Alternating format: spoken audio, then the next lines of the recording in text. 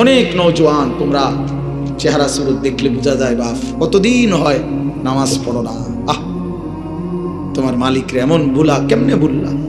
কোন মার ঘরে জন্ম নিলা, কোন বাবার ঘরে বড় হইলা, বাপেরই বা এত বড় বেইজ্জতি কেমনে করলা, মারে এত বড় অপমান কেমনে করলা? মা তো পরিচয় দিছে মুসলমান, বাবাও তো জানে তুমি মুসলমান, তুমি নিজেও তো জানো তুমি মুসলমান। মুসলমান এমন হয়, মুসলমান এমন হয় যে এক ওয়াক্ত নামাজ পড়তে মন চায় না, এটা মুসলমানের বাচ্চা। ঠিক মতো কখনোই পেশাব পায়খানা করে পাক পবিত্র শরীয়ত মতে হয় না, এটা মুসলমানের বাচ্চা। 24 ঘন্টা নারী ছবি ছাড়া, নাটক সিনেমা ছাড়া, টেলিভিশন সিনেমা ছাড়া, নর্তকী দেখা ছাড়া জীবন যার কাটে না, এটা মুসলমানের সন্তান। মুসলমান এমন হয়।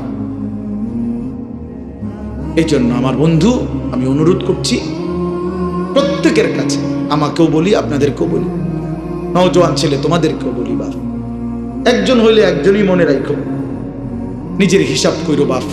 ওয়ালতানদুর নাফসুম মা কদ্দামাত লিগাদ।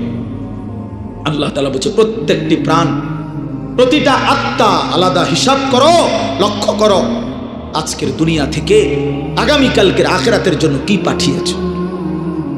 চোখ বন্ধ করলেই মৃত্যু থামবে না, ভুলে গেলেও মৃত্যু থামবে না, না বুঝলেও মৃত্যু থামবে না, বুঝে আসলেও মরে যাবেন, না বুঝলেও মরে যাবেন।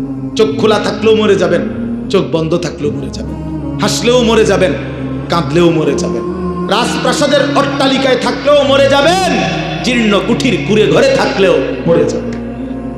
প্রিয় বন্ধু, যেটাকে আড়াল করার কোনো সুযোগ নাই, মৃত্যুকে পাশ কাটবার কোনো সিস্টেম নাই, কোনো সিস্টেম নাই।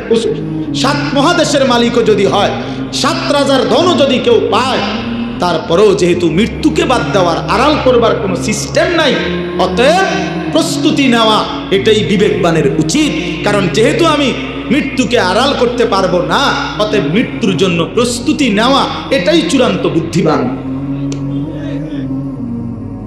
কোনো সুযোগ যেহেতু নাই, কোনো সিস্টেম যেহেতু নাই, পৃথিবী সৃষ্টির শুরু থেকে আজ পর্যন্ত যেহেতু এমন কোনো সিস্টেম নাই, অতএব মরতেই হবে।